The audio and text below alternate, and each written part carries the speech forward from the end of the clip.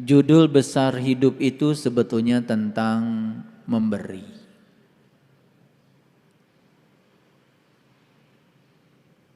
Jadi kalau kita ingin bahagia, berikan saja lebih banyak kebahagiaan pada orang lain.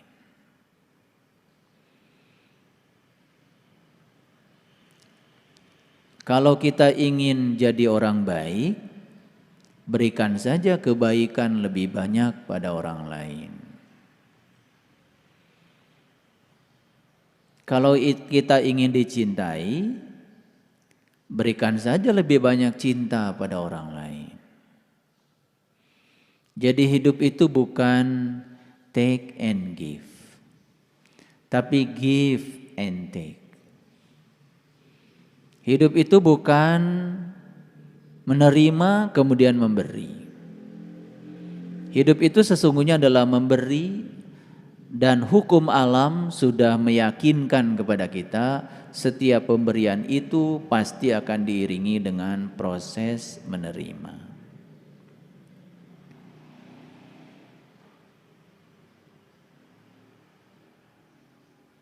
Jadi aneh sekali kalau kita ingin bahagia, tapi terus menuntut agar orang lain melakukan sesuatu yang membuat kita bahagia.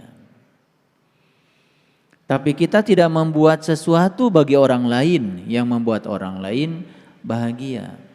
Aneh. Itulah yang kebanyakan dilakukan banyak orang yang awam. Saya bicara awam berarti berbicara tentang mereka-mereka yang belum mencapai kesadaran. Oleh karena itu para sahabat, berulang kali saya menyampaikan bahwa satu-satunya harta pusaka kita yang kita miliki saat ini adalah waktu yang tersisa dalam hidup yang entah berapa jam lagi. Kenapa saya sebut harta pusaka? Karena waktu itulah peluang yang diberikan semesta buat kita mengumpulkan bekal. Karena saat kita mati kita tidak akan ditanya apa keyakinan kita. Pada saat kita mati kita pun tidak akan ditanya apa baju agama kita. Pertanyaan kematian adalah satu, berapa banyak orang yang sudah kau bahagiakan dalam hidup? Itu yang disebut dengan amal kebajikan. Karena puncaknya akhlak adalah bagaimana kita memperlakukan orang lain. Itu sebetulnya. Itu puncaknya akhlak. Oleh karena itu, pada kesempatan yang penuh berkah ini, saya akan mengawali kajian kita dengan menyampaikan satu ayat yang membuat saya merinding kalau baca ayat ini. Dan disilahkan para sahabat untuk melihat tayangan di layar monitor. A'udzubillahi minasyaitonirrajim. Bismillahirrahmanirrahim. Falau anna lana karrotan fanakuna minal mu'minin. Maka sekiranya kita dapat kembali sekali lagi, niscaya kami akan menjadi orang-orang yang beriman. Siapa yang sedang berbicara ini kira-kira? Yang sedang bicara ini adalah orang yang belum mencapai iman. Baru akan beriman kalau mereka diberi kesempatan sekali lagi datang ke sini. Berarti orang ini sudah tidak punya harta pusaka yang bernama waktu yang saya sampaikan tadi. Sudah habis kesempatan untuk berbuat bagi dia. Maka dia merengek-rengek. Maka sekiranya kita dapat kembali sekali lagi, niscaya kami akan menjadi orang-orang yang beriman. Mungkin dia dulu hanya mengaku sebagai orang yang beriman. Dan mengaku sebagai orang yang beriman, ya namanya juga mengaku. belum tentu diaku. Klaim bahwa dia sebagai orang yang beriman tidak akan memunculkan ciri-ciri orang beriman. Dan aneh sekali kita sering membuat ciri-ciri orang yang beriman itu terkadang dengan sesuatu yang tidak pernah diajarkan oleh leluhur kita. Saya tidak menemukan satu hadis pun yang disampaikan Nabi Muhammad yang menyatakan ciri orang yang beriman itu, mohon maaf, rajin sholat misalnya. Gak ada. Ciri orang yang beriman itu rajin ke masjid. Gak ada hadisnya. Ciri orang beriman itu rajin bangun malam. Gak ada. Saya tidak menemukan. Ciri orang beriman kata Nabi, jika dia jalan mendapati satu ranting yang membahayakan orang lain dan dia tidak singkirkan itu ranting, dia tidak orang beriman. Jadi seorang Nabi Muhammad sekelas beliau membuat ciri orang beriman itu tidak dalam ritual, tetapi sudah dampak dari ritual. Sudah jauh lebih dalam lagi. Sudah berbicara cinta, kepedulian, cinta kasih, welas asih, itu yang diceritakan. Tidaklah disebut orang yang beriman jika dia tidur nyenyak sementara tetangganya tidak bisa tidur karena kelaparan. Itu iman yang disampaikan leluhur kita. Dan kita menganggap sepele. Ada tetangga kelaparan dan ketika kita pulang dari masjid dan menganggap kita ini sudah beriman karena kita sudah menyembah Tuhan di masjid kita itu. Padahal Tuhan yang nyata tetangga kita tidak kita pedulikan. Yang goib terus kita sembah, yang nyata tidak kita pedulikan. Huwal awalu wal akhiru wad dhahiru wal batin. Dialah yang awal, dialah yang akhir, dia yang dohir, dia yang batin. Dia yang maha goib sudah merefleksikan diri menjadi dia yang maha nyata. Tapi kita masih sering terjebak pada yang goib saja. Nabi Muhammad mendapati cucunya beliau menangis ketika sholat. Apa yang dilakukan? Tidak peduli dan membiarkan cucunya menangis? Saya tidak menemukan cerita itu. Justru Nabi Muhammad mempercepat sholatnya agar selesai lebih cepat dan segera menggendong cucunya. Ini kesadaran tingkat tinggi. Dan bagi orang-orang yang dangkal belajar agama, mungkin kalau kejadian itu kelihatan di depan kita hari ini, ada cucunya menangis, dia mempercepat sholatnya, mungkin akan disalahkan oleh orang-orang yang tolol itu. Tapi kelasnya Nabi Muhammad memberikan contoh yang luar biasa, mempercepat sholatnya supaya cepat selesai, karena beliau harus menggendong cucunya. Itu orang beriman. Dan banyak di antara kita yang tidak peduli pada tetangga, tidak peduli pada kesusahan orang lain. Dan terus tekun di tempat ibadah. Tetapi tidak ada yang berubah dari akhlaknya, tidak ada yang berubah cinta kasihnya. Apakah itu? Ada yang salah menurut saya belajar agama. Ada yang salah. Lalu kita terus saja menghayal. Dan kita akan mendapatkan kebaikan nanti. Di depan mata orang perlu kita tolong, kita tidak menolongnya. Buat apa? Hidup itu tentang hari ini, saat ini, di sini, sekarang. Bukan tentang masa depan. Makanya saya katakan di awal khutbah saya hari ini, saya mengatakan hidup itu adalah tentang memberi. Hidup itu tentang mencintai. Hidup itu tentang kepedulian kepada orang lain. Karena kita sudah terbiasa untuk menjadi pengemis. Bahkan yang kita minta juga sebetulnya seorang pengemis. Bagaimana seorang pengemis bisa memberi? Saya tidak cerita pengemis sebagai pengemis secara fisik. Saya berbicara pengemis sebagai mental. Mungkin saja dia berkelebihan uang, mungkin saja status sosialnya tinggi, tetapi mentalitinya dia sebagai seorang pengemis. Hanya ingin diperhatikan, ingin diberi, ingin dicintai, tetapi tidak melakukan yang sebaliknya. Bagi saya itu adalah pengemis yang sebenarnya. Pengemis urusan mental. Jadi jangan sampai kita termasuk pada kelompok ayat ini. Falau anna lana karotan fanakuna minal mu'minin. Maka sekiranya kita dapat kembali sekali lagi saja, niscaya kami menjadi orang-orang yang beriman. Kembali kemana? Saya kasih tahu. Kembali ke tubuh ini. Jadi orang ini sedang berbicara di mana? Di luar tubuh ini. Dia tidak sedang berada di tubuh ini. Sudah keluar dari tubuh ini. Sudah terusir dari tubuh ini. Dan mungkin sedang di tubuh lain yang lebih rendah dari tubuh ini. Karena saat diberi tubuh yang sempurna ini untuk memberikan jalan agar dia memperjalankan sang penumpang dalam dirinya dengan tubuh kendaraan yang hebat ini, dia tidak melakukannya. Hidup hanya mengeluh. Hidup hanya menceritakan kesusahan. Hidup hanya menceritakan berbagai macam penyakit. Hidup hanya menceritakan sesuatu yang tidak disukai. Maka lihat hidupnya seperti apa orang-orang yang semacam itu. Selalu didatangi yang dia tidak suka. Dan kemudian dia menyalahkan pihak lain. Seakan-akan yang tidak dia suka itu datang secara kebetulan. Tidak. Semua itu datang karena kita sendiri yang mengundangnya.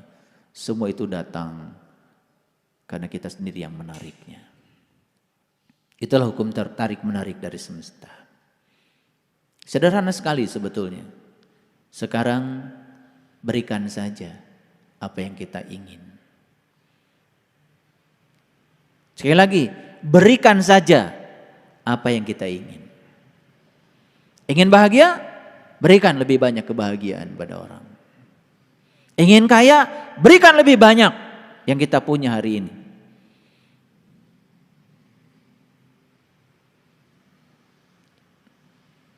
Ini tantangan dari saya.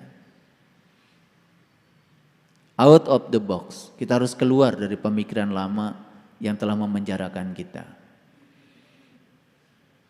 Jalan-jalan lama yang sudah membuat kita terjerembab di jalan itu. Dan kita tidak mengalami kemajuan apapun. Tempuhlah jalan baru yang menakjubkan. Dan saya sudah memberikan di kajian yang sebelumnya. Ada judul di YouTube saya berikan. Jalan baru yang menakjubkan. Saya mengajarkan 7 jalan baru yang sangat menakjubkan. Dan saya tidak akan mengulang pada kesempatan yang penuh berkah ini. Para sahabat, itu ayat 102. Baru akan jadi orang yang beriman nanti. Kalau dikembalikan lagi ke tubuh ini. Karena memang satu-satunya jalan untuk membuat kita iman itu tubuh ini. Ini kendaraan terhebat yang disiapkan semesta buat mereka yang tahu dan sadar. Apa yang terjadi selama ini? Kendaraan ini malah dibiarkan begitu saja. Kendaraan ini hanya simpan di garasi. Dielus-elus saja kendaraan ini. Seperti punya mobil mewah tapi nggak pernah dipakai. Hanya dicuci, dihidupkan, dicuci, dihidupkan, tapi nggak pernah dipakai. Kita punya kendaraan semewah ini, hanya dimandikan, kasih makan, dielus-elus, ke salon. Peot dikit takut, itu saja. Dan kita tidak pernah mempertanyakan buat apa Tuhan menciptakan tubuh yang sesempurna ini. Gak pernah mempertanyakan. Dan kenapa hari ini saya kok ditakdirkan untuk mendiami tubuh ini? Para sahabat, untuk memperoleh tubuh yang sempurna ini, kita itu sudah menabung kebaikan selama jutaan tahun. Hanya untuk memperoleh tubuh yang sempurna ini. Dan kita oleh Allah bukan sekedar diberi hadiah tubuh. Tapi kita pun sudah diberikan oleh Allah jalan untuk meniti ke dalam tubuh. Dipertemukan dengan seorang penunjuk jalan. Dibimbing bagaimana cara meniti ke dalam diri. Dibimbing bagaimana cara meningkatkan kesadaran. Dibimbing bagaimana cara memperoleh nikmat yang sesungguhnya. Apalagi. Makanya di Quran dikatakan Rabbul masyriqain wa Rabbul maghribain fabi ayyi ala'i rabbikuma tukadziban. Aku telah menunjukkan dua matahari kepadamu, satu matahari yang luar, satu matahari yang dalam di dalam dirimu. Nikmat Tuhan mana lagi yang akan kau dustakan? Matahari yang luar semua orang diberitahu, tapi matahari yang di dalam diri kamu hanya kamu kata Allah yang diberitahu. Kok kamu mengabaikannya?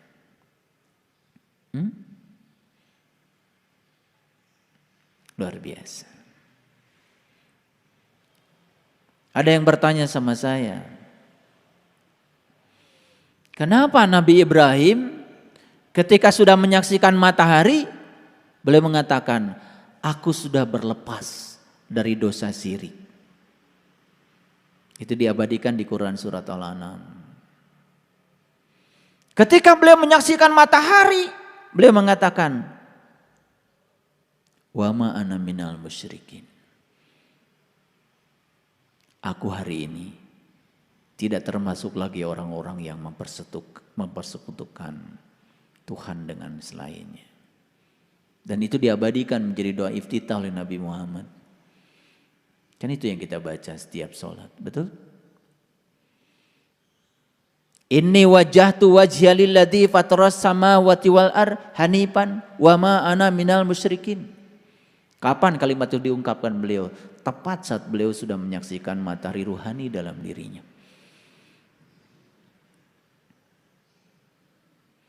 Sayang sekali banyak yang tidak pernah sadar dengan yang diucapkan setiap sholat.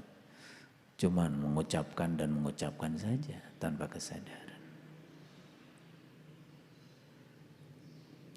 Ar-Rahman 'allamal Qur'an khalaqal insan 'allamahul bayan asy-syamsu wal qamaru bihusban wan najmu wasyajaru yasjudan.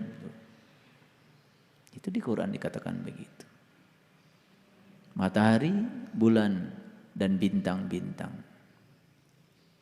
Was-samaa'a rafa'aha wa wada'al mizan alla tatghaw fil mizan wa aqimul wazna bil qisti wa la tukhsirul mizan wal arda wada'aha lil anam fiha fakihatu wan nakhlu datul akmam wal habbudul asfi war rayhan fabi ayyi ala'i rabbikuma tukadziban.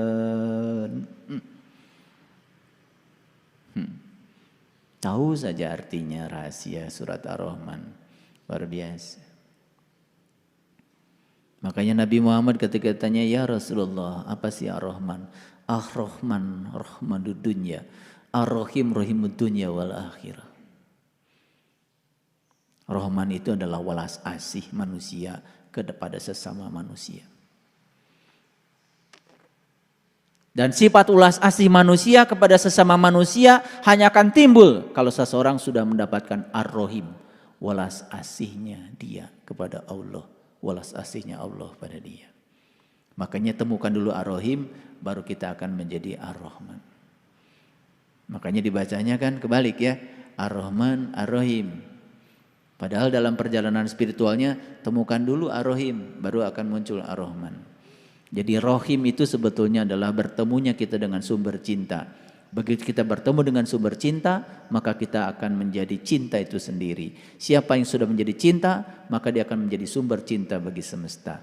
Makanya puncaknya iman itu sebetulnya adalah kepedulian.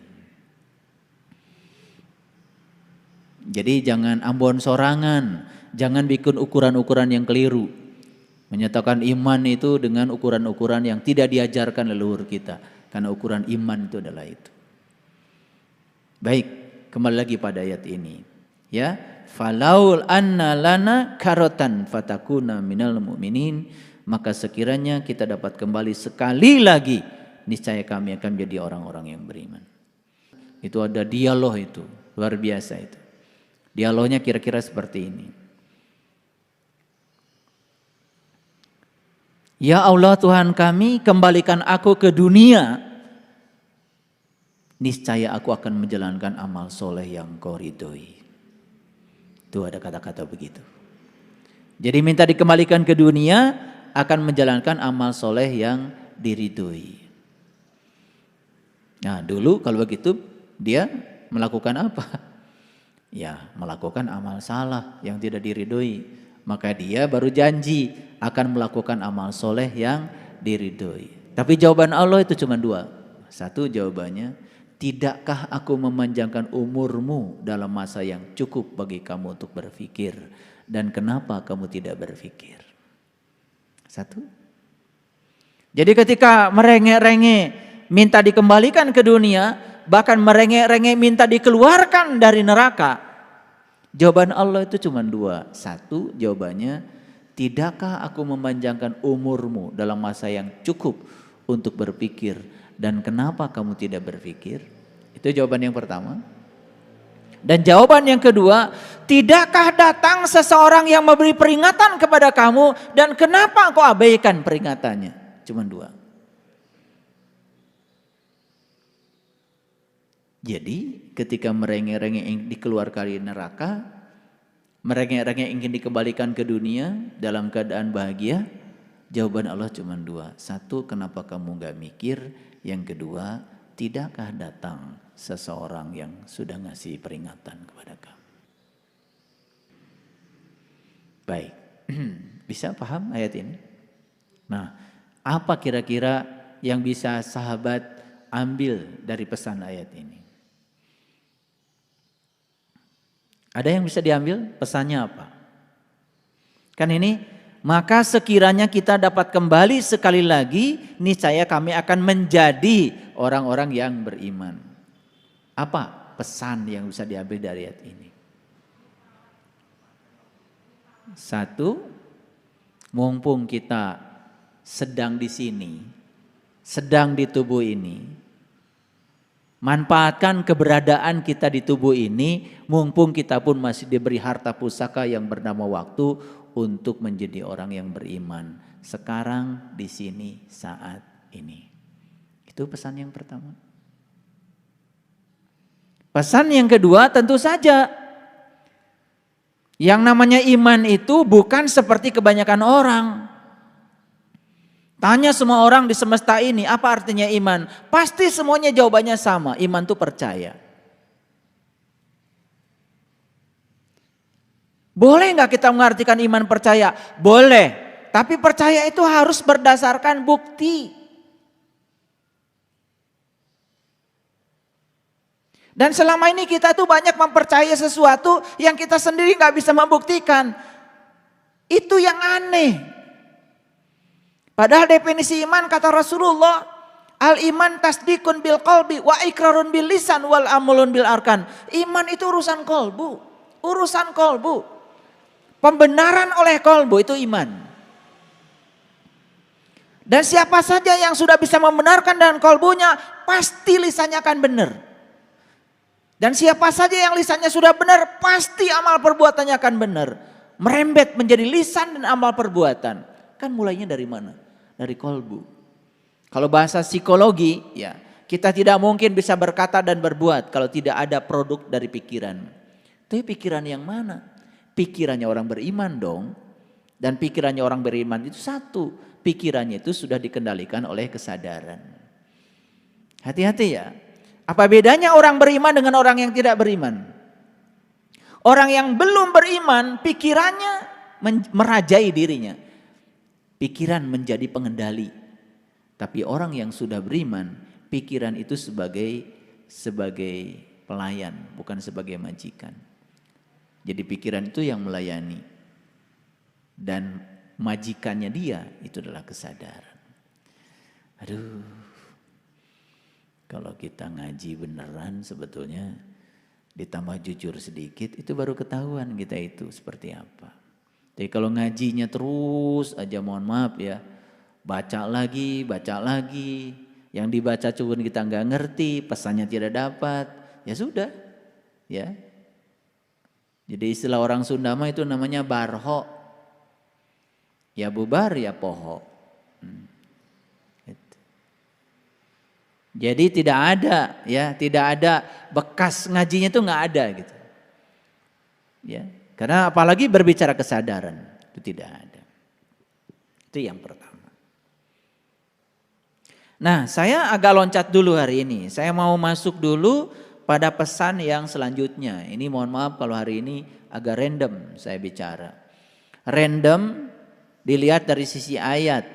Tetapi dari segi struktur pembelajaran sebenarnya tidak random. Saya hanya mengikuti struktur pembelajaran saja.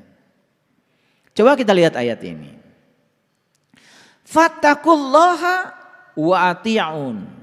Nah ini sebetulnya dibacanya harusnya fattaqullaha wa ati'uni.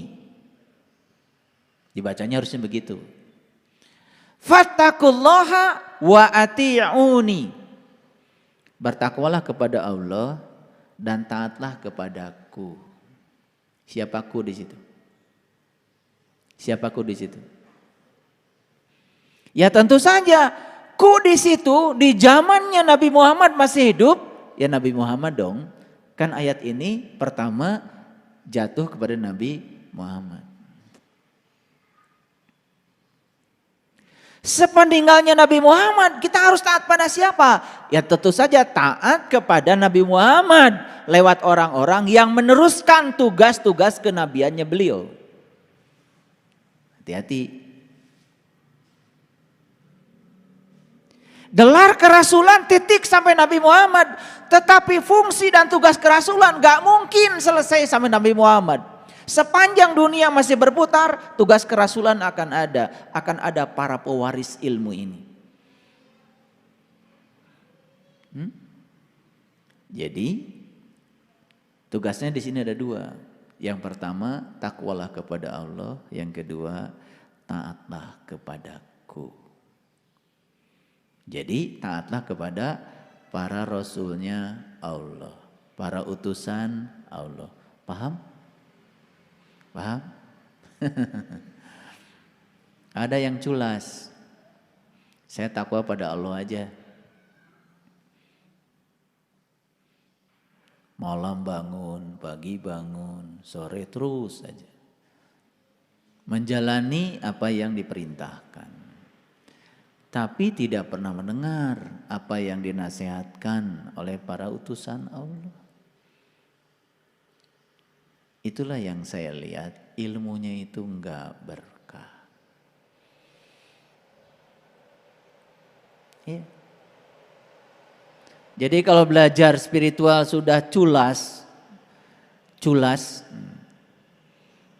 pinter kodek namanya itu, culas. Udah aja, yang penting saya udah dapat ilmunya, saya amalkan. Kita melupakan orang yang menjadi marga lantaran kita dapat ilmu. Dalam hadis dikatakan malam yahmadinas lam yahmadillah. Siapa yang tidak bersyukur kepada manusia, dia tidak bersyukur kepada Allah. Makanya kenapa di Quran selalu ada kata atiullaha wa atiur rasul. Atiullaha wa atiur rasul. Jadi takwa itu baru bisa dicapai apabila kamu taat kepada para utusan Allah, pada rasulnya Allah.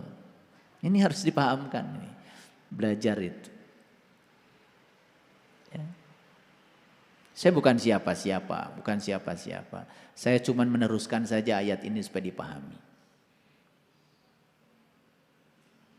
Dan orang-orang yang sudah berkesadaran tinggi juga tidak butuh, ya. Tidak butuh disanjung, nggak butuh. Dan kalau kita memperlakukan mereka dengan penuh kehormatan dan rasa hormat, itu akan kembali pada kita sendiri. Ilmu yang kita dapat sekecil apapun itu yang akan membawa berkah. Berubah kita. Maaf ya. Banyak contohnya. Udah belajar ini, belajar itu, belajar ini, belajar itu. bahkan sering menyakiti perasaan seorang guru. Enggak berkah.